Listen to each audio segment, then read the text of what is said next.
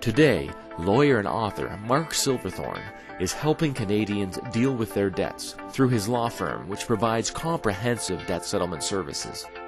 In 2011, CBC Marketplace featured Mark in an episode titled Debt Collector Dread.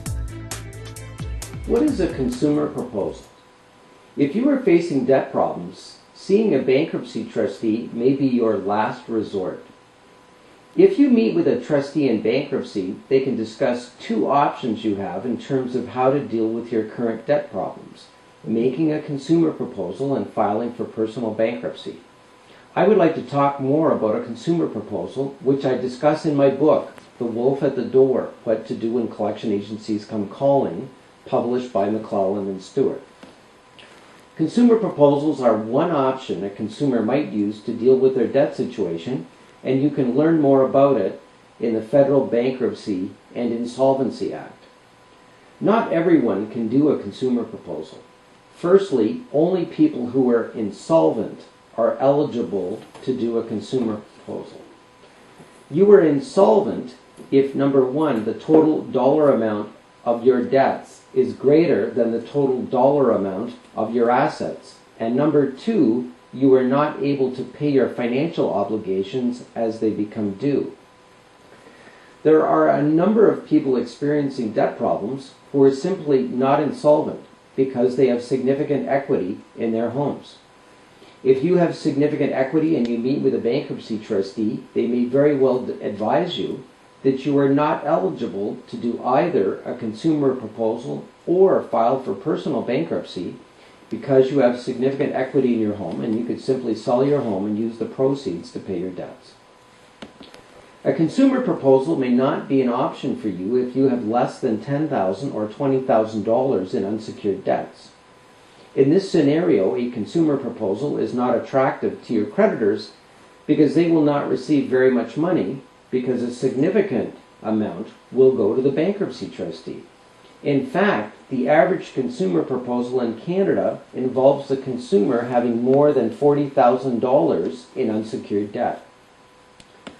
When a person makes a consumer proposal, they meet with a bankruptcy trustee who can make an offer to your unsecured creditors, typically for between 30% and 40% of what you owe, to be paid in monthly installments over a period not to exceed 5 years.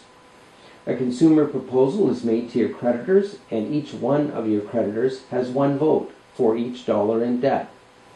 This means that if you owe more than 50% of your debt to one or two creditors, then they effectively have a veto over your consumer proposal. If your consumer proposal is accepted by your creditors, you will begin making monthly installment payments to the bankruptcy trustee. Under federal law, if you become more than 3 months in arrears making your monthly payments, your consumer proposal is automatically annulled and you were treated as if you had never made a consumer proposal. A consumer proposal has a number of important advantages and disadvantages. Here are some of the advantages. 1. All collection activity must cease and any creditor lawsuits are stayed. 2. A person's unsecured debts will be discharged once they have successfully completed making all of their payments under a consumer proposal. 3. A person who successfully completes a consumer proposal can eliminate their debt at significant discounts. Here are some of the disadvantages of a consumer proposal. It is very inflexible.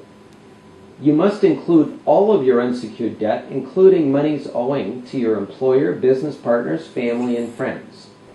You cannot take advantage of the expiry of a limitation period to avoid paying a debt.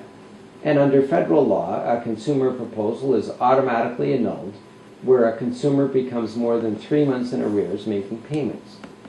2. During the period a person is in a consumer proposal, typically a period of 5 years, the consumer is not entitled to obtain credit. Number 3, not all debts are discharged in a consumer proposal.